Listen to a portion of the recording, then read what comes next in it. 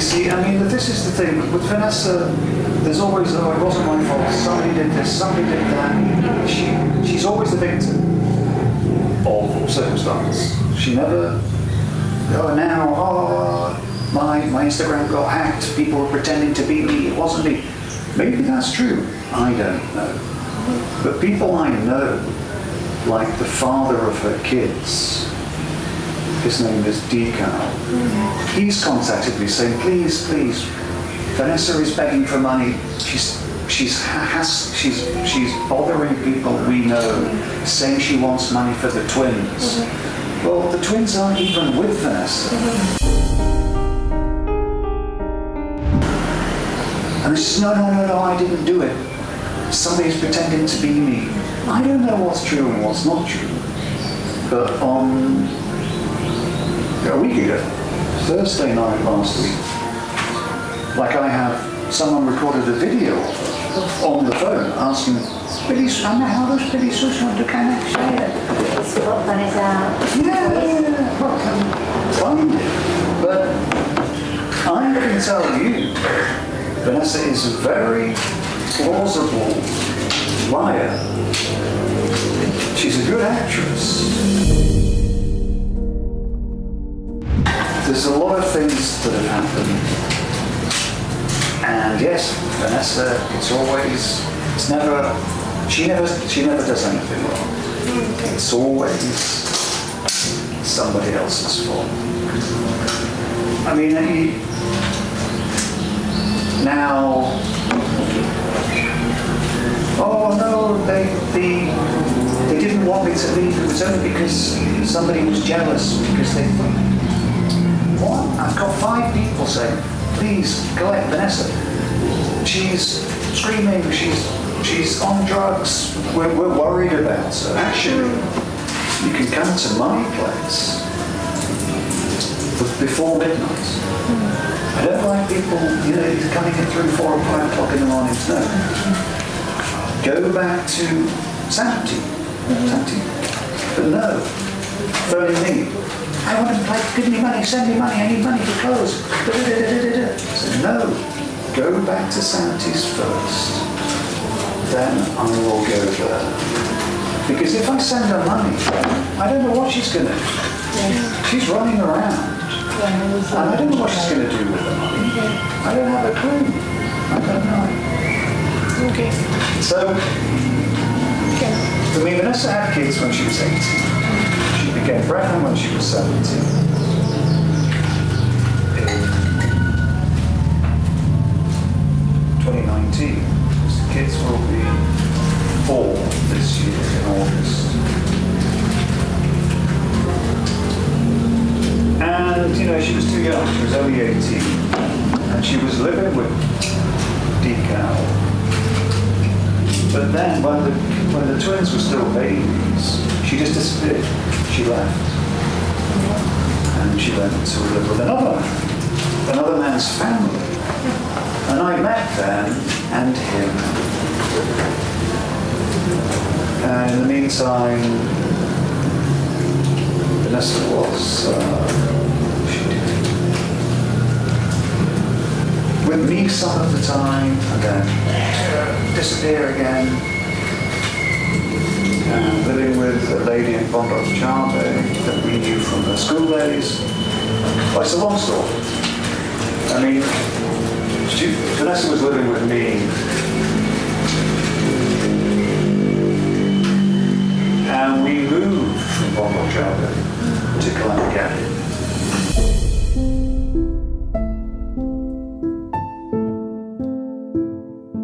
She was in a relationship with. What was his name? Can't remember his name. Okay. So anyway, Vanessa was running away to meet this boy. What was his name? Pondok-Cabe? Alio. At this time, we didn't know. Vanessa was 13, 14. But we decided Vanessa, because Vanessa always said, I don't want to live with Daddy because there's no brothers, there's no sisters, it's just Daddy. I want family. So we decided she could live with Maria, her husband, Wawa, and their kids, Aaron, Ario, Scylla, and Jackie. But anyway, Vanessa was in a relationship, and Maria was going to look after Vanessa. She was 14. That didn't work out because Vanessa kept running away.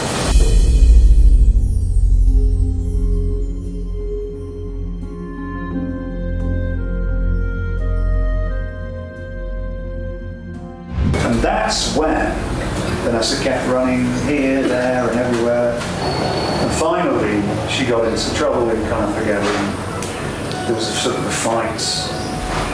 Security footage showed Vanessa having a fight. That's when Lady Doreen Beale, who's a counsellor, she told me about. She told me about a facility in Bogor called Yakita, and also David Gordon, his wife. And we worked out a system so Vanessa would live with another couple,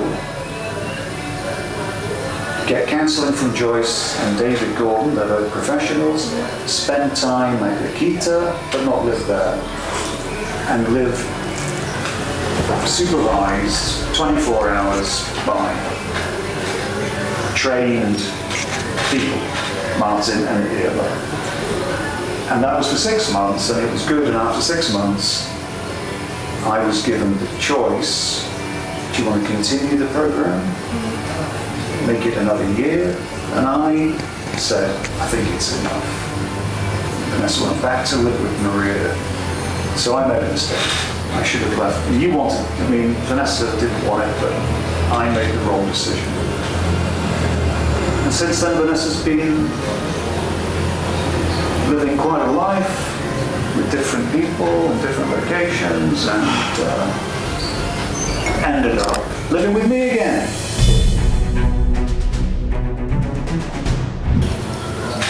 But I'm afraid to say Vanessa became very abusive to me. And I mean very abusive. Verbally.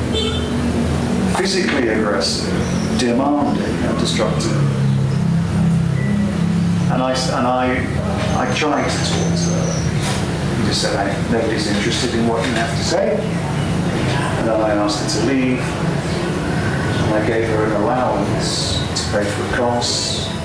And this was in July, August 2022. And Vanessa was living alone. Sometimes she'd come to my place for a few days. She became pregnant again.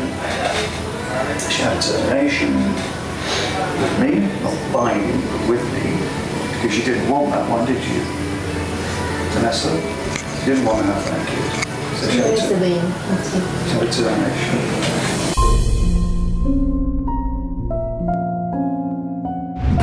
Aku sebenarnya mau jagain, cuman keluarga aku nggak setuju. Aku punya anak 2 kembar. Iya. Iya dulu udah bilang. Aku pengen banget ketemu mereka tapi nggak ada kesempatan. Pengen banget. Iya. Udah lama nggak ketemu, udah berapa tahun ya? Udah 4 tahun ada kali. Jadi itu lahir. Kalau di Indonesia nih keluarga aku cuma mereka doang kan, anak aku, jadi udah. Mama aku udah bener kayak ibaratnya deh, aku video call aja nih. Ma, apa kabar? Mana sih minta duit? Gak ada, Ma, aku lagi gak ada duit. Langsung dimatiin teleponnya. Yeah, Vanessa's mother, we haven't... Langsung dimatiin teleponnya, Kak. I haven't been with Vanessa's mother for a long, long time. And there are reasons for that. But yeah, she's only really interested in money. That's all she ever talks about. But I've been single for a long time.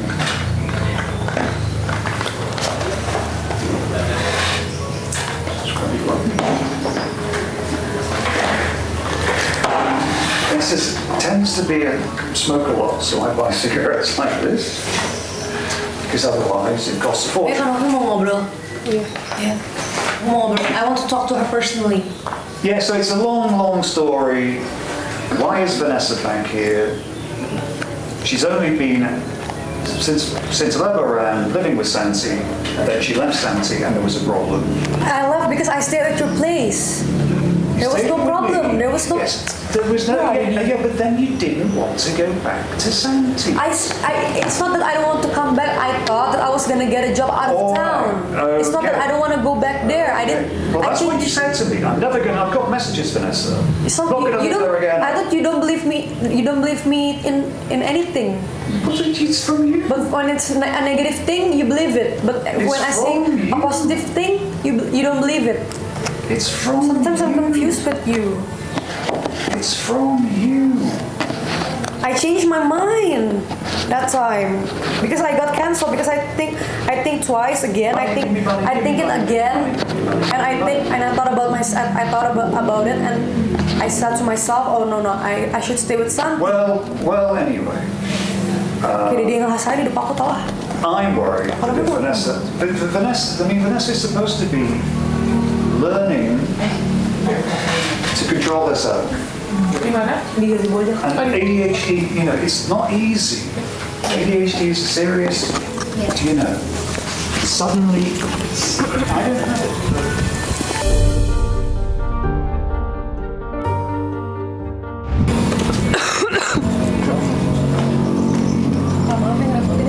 Gak apa-apa. Sorry ya kak, gak apa-apa. Gimana ceritanya? Awal mulanya gimana? Jadi gini loh kak. Aku juga ngejelasinnya susah juga. Sambil ngerokok boleh gak kak? iya boleh. Gimana? Kakak gak ngerokok ya? Enggak. Ya jadi kan aku tuh nginep di rumah mama angkat aku nih. Udah kayak Dinda itu siapa? Dinda itu aku kenal dari Instagram. Aku nanya sama dia, lu punya gue boleh nggak nginep di rumah lu? Soalnya gue diusir dari bokap gue. Nah dia offer aku temen aku yang cowok, temen dia yang cowok maksudnya si. Nah, lupa kan aku baru kenal sama dia. Aku nginep di situ. Nggak ada kata namanya disuruh diusir atau apa. Nah abis itu dia kenalin aku sama temannya dia untuk aku jadi penyanyi karaoke lah. Aku nggak tahu pokoknya nyanyi deh pokoknya intinya gitu kan. Dan salary-nya juga bagus gitu. Nah terus abis itu aku tuh nggak ngecek Instagram kan. Maksudnya aku ngecek kalau ada chat gitu, tapi aku nggak baca atas-atasannya gitu kan. Aku baru nyadar ketika dia bilang, lu nulis apaan ke teman gue, minjem duit, minjem ini segala macem, dan itu bukan aku.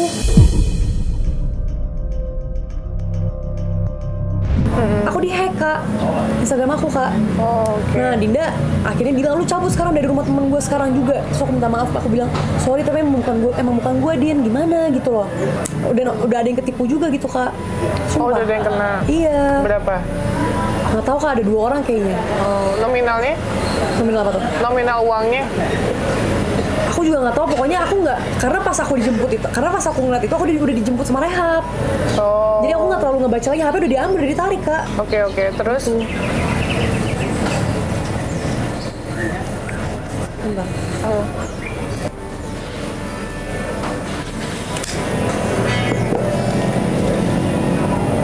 Ya udah terus kayak dijemput, aku dibawa sini, aku nangis lah, soalnya kan gimana ya? Aku di sini tuh nggak ada, maksudnya nggak ada kekeluargaan sama sekali gitu kan. Ibaratnya semua di sini pada cuek gitu kan, cewek-ceweknya juga gimana ya, tidur lah, kerjaannya inilah apa. Kalau aku kan aktif banget kan, dan aku tuh pengen maksudnya kayak ibaratnya ngabisin waktu sama daddy gitu loh. Maksudnya jadi ngertiin aku juga kalau aku pengen ngabisin waktu sama anak-anak aku, bukan anak-anak aku, sama teman-teman aku maksudnya gitu loh kan. Terus? Ya udah pokoknya ini gara-gara obat yang ini juga yang dikasih sama nggak bisa ngerasain perasaan apa-apa kak, nggak bisa ngerasain sedih, nggak bisa ngerasain happy gitu loh kak. Kemarin tuh aku bener-bener sampai nangis kejer banget pas aku nggak minum obat sama sekali. Dikasih sama temen aku antidepresan bipolar kan, obat dia kan bipolar juga, dikasih tuh obat aku bener-bener langsung tenang banget. Itu loh kak. Nah kamu kan pernah kerja di Halim? Iya udah sempat kerja di Halim. Kamu gemeter? Efek obat ya? Hah? Efek obat? Karena mungkin kan udah trauma kak. Soalnya kan aku kan udah di sini 3 kali. Aku udah trauma, aku takutnya dibawa ke rehab, terus habis itu aku dipisahin sama Didi lagi gitu loh kak. Soalnya pas itu HP aku langsung diambil kan, aku panik lah, tiba-tiba dijemput gitu, aku nggak salah apa-apa dijemput gitu loh kak. Tapi katanya kamu ini lagi, mulai lagi. Mulai apa? Drugs. Aku obat-obatan ya, obat-obatan untuk ngilangin antidepresan aku dari temen aku yang bipolar itu. Udah ada ininya, ada surat dokter, iya. Tapi itu aku minum 70 butir emang. Jadi supaya aku tenang gitu loh kak.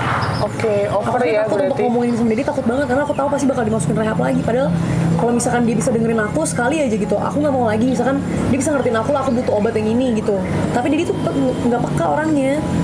Dia tuh cuman kayak pedulinya tuh kayak apa yang orang ngomong langsung dipercaya gitu loh. Padahal sebenarnya dia kalau aku jelasin, karena mungkin dulu aku sering kayak bandel gitu kali, nyuri duit daddy gitu pas kecil gitu kan.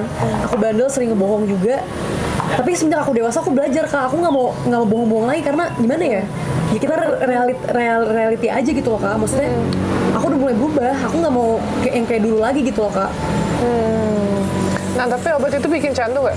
Obat yang mana? Yang tadi kamu minum? Gimana tuh? Yang untuk bipolar, anti depresi? Enggak sih. Tapi nggak ada ngerasa kecanduan?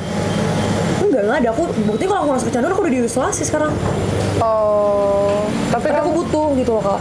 Aku nggak anti depresi itu nggak berasa di aku. Aku namanya emosi aku di otak tuh masih ada. Maksudnya kayak mood aku sedih tuh sedih banget tuh masih ada gitu loh Kak. Jadi dokternya nggak, jadi obatnya tuh nggak ngaruh di aku.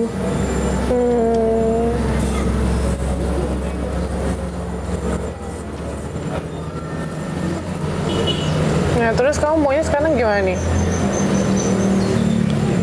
Nanya ada korek nggak ya Kak? Ya maksudnya kalau misalkan emang aku mau dibawa ke tempat dimana aku bisa belajar talenta aku, atau misalkan nanti aku bisa lebih teratur, aku juga mau sih Kak. Yang penting nggak direhab gitu aja. Kalau direhab tuh benar-benar ketat banget Kak. Oh di sini?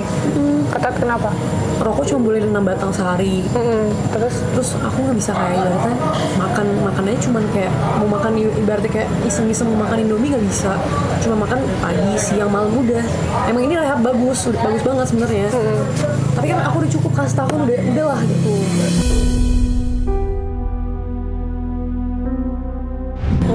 Capek aku juga gitu loh Kak. Oke. Makasih banyak ya. Gemeter tangannya. Terus katanya kamu punya anak. Kamu pernah hamil kemarin? Tahu udah lama, tahun 2021-22 lah. Iya. Terus hamil tuh. Berapa bulan? 2 apa 3 bulan itu loh Kak. Sebenarnya aku pengen ngerti, tapi disuruh sama kakek, sama Dedi juga. Dokter udah disiapin di rumah. Kakek dari mana? Sorry. Kakek dari Dedi. Inggris. Gitu. Iya. Jadi dikeluarin tuh. Berat Kak. Berapa kali? Sekali doang. 1 kali doang. Oh. Kayak sebenarnya aku pengen kayak even yang pertama kali aku hamil aja aku diem loh Kak. Karena Dedi maunya aku pakai untuk supaya aku ngumpet yang awal, karena aku nggak mau disentuh. Aku mau ngejagain gitu. Aku sama ada rapper dia. Dia bilang enggak, jangan diapa-apain. Tapi keluarga aku ntar marah Kak. Ini masih belum jadi baby lah. Cuma enggak itu ada. Ya Pak, apa namanya lakinya? Siapa namanya? Yang hamil aku. Itu ada. Soalnya kan aku pas itu berhubungan gak cuma sama 1 orang kan Kak. Ada 2 gitu kan. Aku nggak berani bilang sih. Soalnya kan aku soalnya aku deket sama cowok agak banyak gitu. Nah terus kok anaknya dari Kalimantan? Itu yang anak beda lagi. Oh itu beda lagi. Beda. Yang satu lagi tuh yang aku yang sama anak-anak yang sekarang ini 2020. Kalau misalkan yang anak Dedi itu sama kakek 2021-22. 2022 ya. Aku ngekos sendiri itu. Ada aku buktinya di TikTok ada, di Instagram juga ada. Kalau yang di Kalimantan emang itu anaknya dia? Tapi juga rumah sakit keluarga yang bayar, tante yang bayar, USG tante yang bayar. Awal-awal susu juga gara-gara kan Kak. Kan nggak ada pemasukan. Jadi papaku yang ngebiayain. Dia udah lahir duluan kan, awalnya tuh dia udah curiga dan aku nggak mau, aku nggak boleh apa-apain anak aku gitu loh Kak. Kembar ya anaknya? Kembar. Terus sekarang udah lama nggak ketemu 4 tahun katanya? Iya. Oke. Terus habis itu hamil lagi di 2022. Habis itu Antara 2021 atau 2022 gitu. Cuma itu doang? Iya udah. Habis itu udah. Bukannya berkali-kali katanya? Enggak. Enggak, bohong itu aku enggak.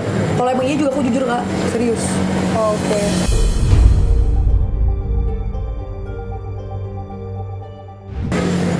Nah, terus jadi kamu plannya sekarang langkahnya gimana? Mau stay di sini atau nggak mau stay di sini. Kalau nggak mau stay di sini, kamu ikut sama aku. Kamu mau mulai kerja sama aku mau gaji, tapi mungkin nggak yang terlalu gede atau kayak orang-orang atau gimana gitu. Yang penting sesuai dengan percakapan James sama Bu Poppy ya, kan yang komunikasi mereka nih gitu. Kalau misalnya kamu itu bisa ikut sama kita untuk dibina gitu, dalam arti kamu ikut sosial nantinya, kamu bisa belajar banyak tentang sosial untuk merubah kamu ke depannya. Tapi kalau misalnya kamu nanti nggak betah, kamu bilang, tapi jangan kabur. Iya. Karena aku nggak pernah kabur kak, sumpah aku di sini aja nggak pernah kabur, setahun nggak pernah kabur. Aku home live nih, kadang-kadang aku nginep di rumah Daddy. Aku kalau mau kabur bisa kabur kak, tapi aku nggak kabur sama sekali, aku berusaha dengerin dia. Tapi dia maunya lama gitu loh. bener ya? Iya. Oke, nggak pernah kabur aku sama boleh sekali. kabur. Aja Daddy. Terus stop untuk menggunakan obat-obat terlarang. Bisa nggak? Aku kan nggak, itu kan obat terlarang kak, emang dari dokter. Apanya? Yang kemarin yang aku cobain itu yang dari si Katy itu, teman aku itu yang dia kasih itu ke aku, itu kita punya sama penyakit yang sama kak. Iya, enggak, kalau untuk bipolar aku paham, tapi kalau itu kan kamu pakai Aku nggak pakai. Siapa? teman kamu. Nggak ada kak. Aku nggak. Oh, cuman obat-obat yang dari Iya. bipolar itu aja. Aku nggak ada pakai. Oh, katanya pakai. Nggak. Aku mau beli dari mana? Aku nggak punya uang. Jadi aja cuma ngasih jajan aja, cuma sekali doang kak. Cuma paling seminggu sekali aja 150. Aku cuma bisa afford tuh beli pills doang paling buat depresan aku, anti depresan aku. Berarti yang itu nggak benar ya? Enggak. Oh, oke. Ya udah, berarti kalau emang kesepakatan seperti itu, nanti kita mengalir aja lah, lebih tahu dalam tentang kamu, Iya. biar kita cepat keluar dari sini dulu, maksudku. Iya. Kamu ngomong sama Daddy kalau emang kamu mau ikut sama aku dan bikin perjanjian kalau kamu nggak kabur, kamu lah, nggak mungkin. hitungannya kerja sama aku, kamu dapat penghasilan dan lain-lain, kamu bilang sama papa kamu kalau kamu setuju gitu. Aku nggak pernah kabur kak, percaya deh. Aku tuh nggak pernah kabur-kaburan. Soalnya papa kamu takutnya katanya kamu kabur dari tempat kita. Enggak, aku di sini aja nggak pernah kabur. Tanya sahabat-sahabatnya di sini aja aku nggak pernah kabur. Aku pernah nginep di rumah Daddy nih. Kasih kesempatan. Di sini kan kasih kesempatan. Kayak home live, namanya home live. Iya. Jadi boleh nginep berkali-kali tuh aku seminggu. Pokoknya sebulan sekali lah. Iya. Itu aku di rumah kalau mau kabur kak gampang banget, sumpah. Tapi aku nggak ada ngelakuin itu karena aku tahu ini buat yang terbaik buat aku. Daddy ngelakuin ini karena dia mau yang terbaik buat aku kan. Aku dengerin Daddy aja lah gitu. Jadi supaya Daddy nggak sakit hati juga, aku udah capek ngecewain dia kak. Makanya sebenarnya kemarin tuh aku nggak ada ngapa-ngapain kak, nggak ada salah apa-apa. Cuma karena aku nginep di rumah teman aku terlalu lama aja. Udah gitu, gak ada apa-apa.